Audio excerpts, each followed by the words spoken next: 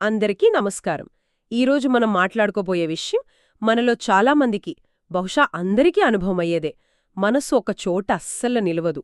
అందుకే దాని కోతి మనసు అంటారు గదా. మన దగ్గరున్న ఆధారం దీన్ని ఇంకా చాలా అందంగా చెప్తుంది. మన మనస్సంట గాలికి రెపరెపలాడే జెండాలాగా ఉంటుందట. ఆ, లేదా సముద్రంలో అలల్లాగా అటూ ఇటూ కొట్టుమిట్టాడుతూనే ఉంటుంది. అవును. అసలు ఏ సంబంధం లేకుండా ఏవేవో పదాలు, చిత్రాలు.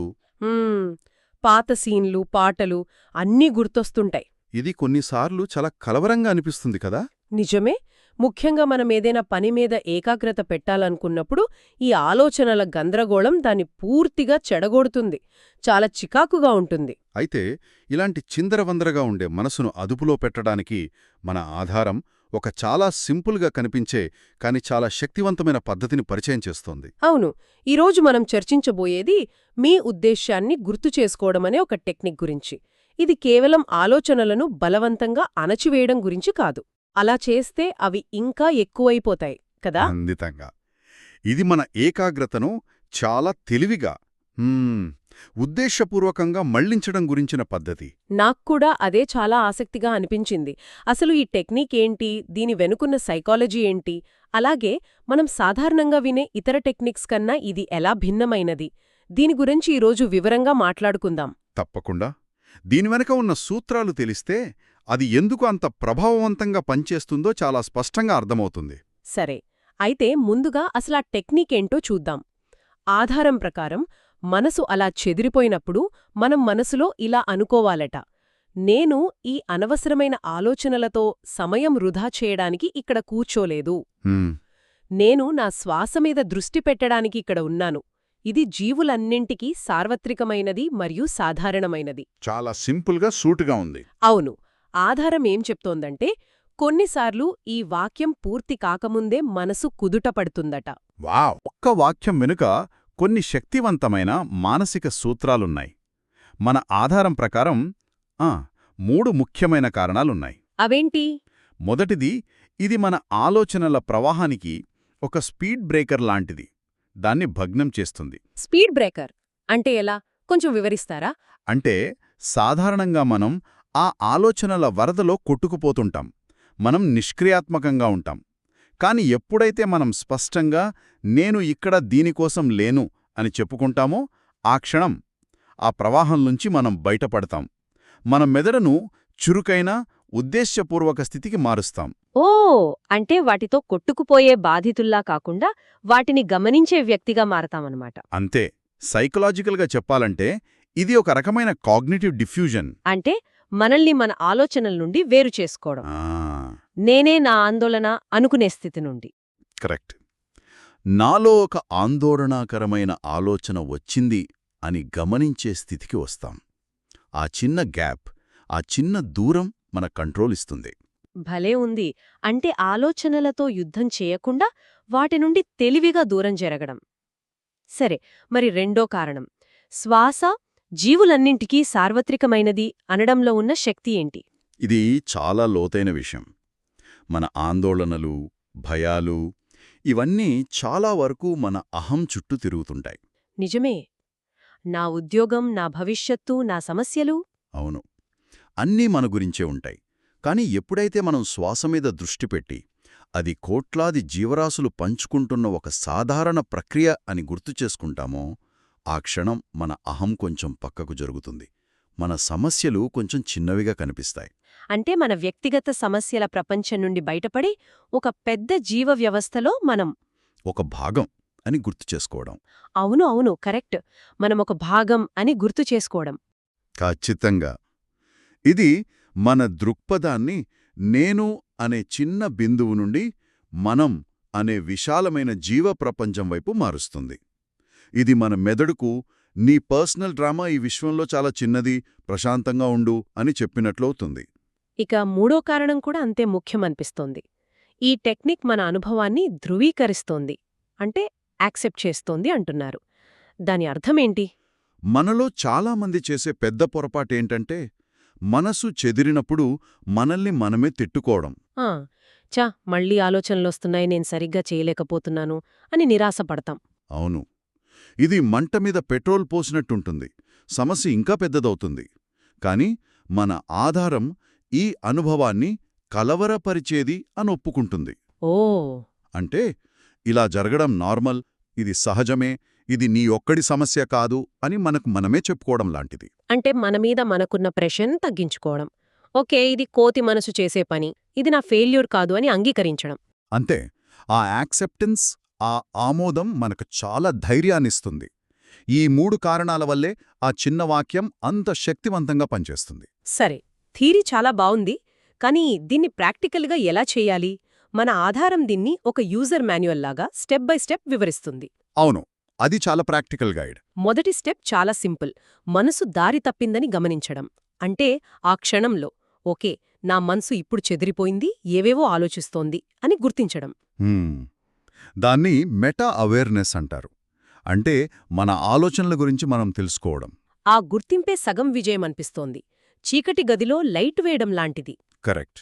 ఒకసారి అలా లైట్ వేశాక రెండో స్టెప్. ఆ వాక్యాన్ని మనసులో అనుకోవడం. అవును, మనం ముందుగా చర్చించుకున్న ఆ వాక్యాన్ని, నేను ఈ ఆలోచనలతో టైం వేస్ట్ చేయడానికి ఎక్కడ లేను అనేది. ఇక మూడో స్టెప్ చాలా ముఖ్యం అని ఆధారం నొక్కి చెబుతోంది. పునరావృతం చేయడం. ఇక్కడే చాలామంది వదిలేస్తారు. వ్యాయామం చేయడంతో పోల్చింది. ఆ పోలిక నాకు బాగా నచ్చింది. ఓ అవునా? ఒక్కసారి బరువు ఎత్తితే కండరాలు రావు కదా, కొన్నిసార్లు పదే పదే చేయాలి. అలాగే మనసు స్థిరపడటానికి కూడా ఈ వాక్యాన్ని కొన్నిసార్లు, అవసరమైతే చాలాసార్లు రిపీట్ చేయాల్సి రావచ్చు. ఇందులో నిరుత్సాహపడాల్సింది ఏమీ లేదు. ఇదొక ప్రాక్టీస్ అంతే. అది గొప్ప పోలిక. అంటే పట్టుదలతో ఉండాలి, పర్ఫెక్షన్ కోసం చూడకూడదు.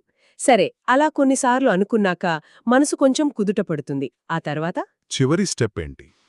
ఆలోచనల గందరగోళం తగ్గాక మన దృష్టిని పూర్తిగా శ్వాస యొక్క భౌతిక అనుభవం మీదకు తీసుకురావాలి. ఫిజికల్ సెన్సేషన్ మీదకు. అవును.